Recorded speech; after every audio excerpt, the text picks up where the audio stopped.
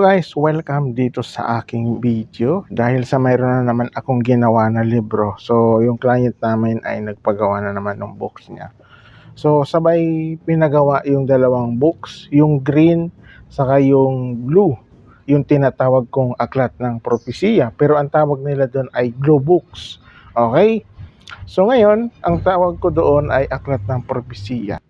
Para sa akin yun. Yun ang tawag ko doon sa books na yan. Kasi nga, makapal siya. So ito yung pinagawa nilang dalawang books. Ito siya.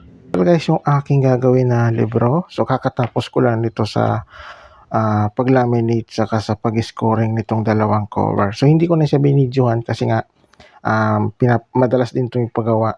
So, ang order nito sa ngayon ay 20. Tapos itong green, ang order nito ay 10. Okay? Nung nakaraang buwan, yung pinagawa nito ay 20, itong green. Tapos ngayon, nagpagawa naman sila ng 10. Alright. Tapos ito, 20. Ayan. So, nandito na rin yung kanyang mga manuscript nitong dalawang libro. Ayan. Ito yung 10. Ito yung 20. Yung tinatawag ko tong Aklat ng Propesiya. Okay? So, yun ang tawag ko dito. Pero naayos ko na yan. So, inayos ko na siya. Ready na siya for binder. So, ilagay na natin siya doon sa binder tong cover. Okay. Para go na siya. Let's go. Alright. Ayan. So, lagay na natin siya dyan. Ito yung mauna, yung green. Tapos yung blue. Sunod. Okay. Unahin natin yung green. Let's go. Hindi siya kukunan ng live. Kasi nga, yung internet kasi namin, ayan, so mahina. Baka magputol-putol lang yung live ko. Pangit yun. Kaya, kukunan ko na lang siya ng full video. So, ang gagawin ko dito, so, papa-exiin ko na yung video. So, yung green, isang binder. Tapos yung blue, isang binder. Para mas madali yung video. Tapos isang cutting, ganun. Para mas mabilis, di ba? Kasi, nung nakaraan, nung mga dati pa, yung mga nakaraan na video kong ginagawa, ay dalawang binder, tapos dalawang cutting. Yun. So, medyo mahaba siya. Kaya, iiksian ko pa siya ng gusto. Ayan. Again, inuulit ko, kapag mga bagong libro, saka ko lang pinapakita yung pag-laminate saka sa pag-scoring. Pero, sa mga nauna kong video dyan, so nakikita niyo naman dyan. Kasi, yung pag-laminate ko, full video ako noon na ginawa, saka yung pag-scoring. Okay? Yeah. So, ito unahin natin.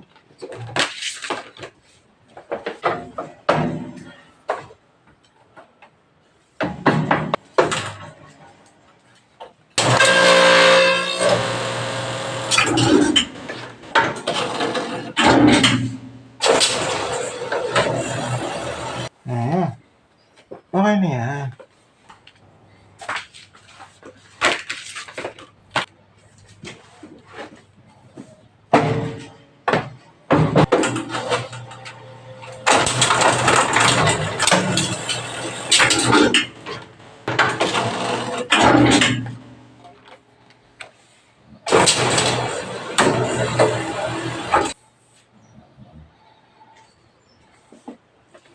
Alright.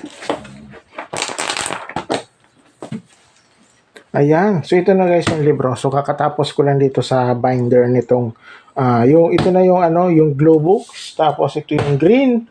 Tapos na rin yung green. So, ito, again, ulitin ko, ito ay 20. 20 to. Tapos, ito ay 10. So, bali, 30 siya. Okay?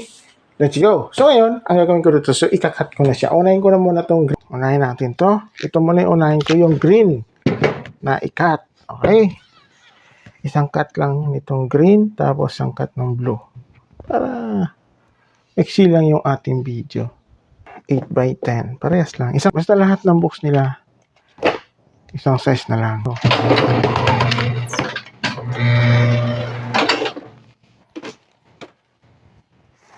So, ayan. Okay na to.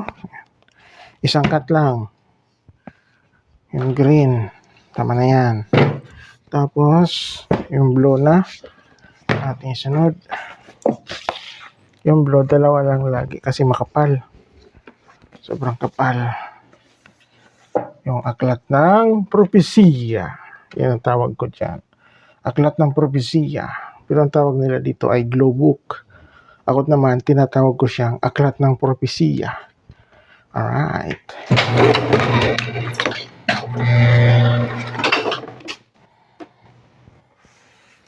So, ayan na siya. Yung aklat ng propesiya. So, ang size niya, no, saktuan lang yan. Yung dito sa baba, ganyan lang yung ganyan lang yung allowance. Tapos yung sa taas, ganun din, no. Tapos dito sa harap, yan. Sa loob, yan. Saktuong-sakto siya. Alright. Yan, so ito na siya guys, yung libro. So, kakatapos ko lang dito sa cutting nitong dalawa. So, sabay itong pinagawa itong dalawang books. Alright.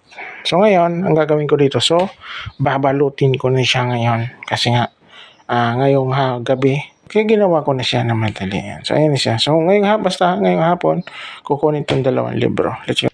Unahin natin itong green. Para mabilis lang mabalot siya. Ayan. So, iti-tape natin siya. Kasi nga, isang balot lang. Tapos, yan. Okay na. Para mas maiksi na yung video. So, ako naman lahat nagbalot nito eh. So, sinasabi ko naman sa video kung sino nagbalot. Diba? Ganun lang yan. Yan. Tapos, iti-tape natin siya kasi medyo malapad yung plastic. So, may sobra pa siya. So, kailangan i-tape natin siya para saktuan lang yan.